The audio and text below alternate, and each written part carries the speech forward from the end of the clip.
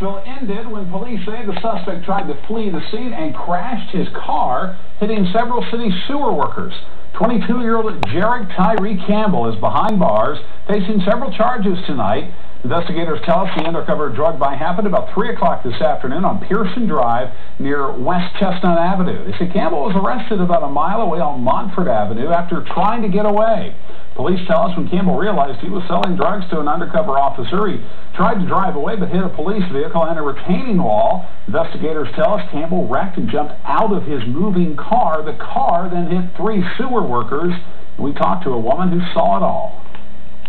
Just so happened to be at the sink and looked up out the window right when the car hit the bulldozer or whatever equipment they've got back there, and I saw it flip in the air and land on its side, and then I saw someone fly through the air. I was just in shock. The suspect was also hurt in that crash. We are told he will face a list of charges after he is out of the hospital.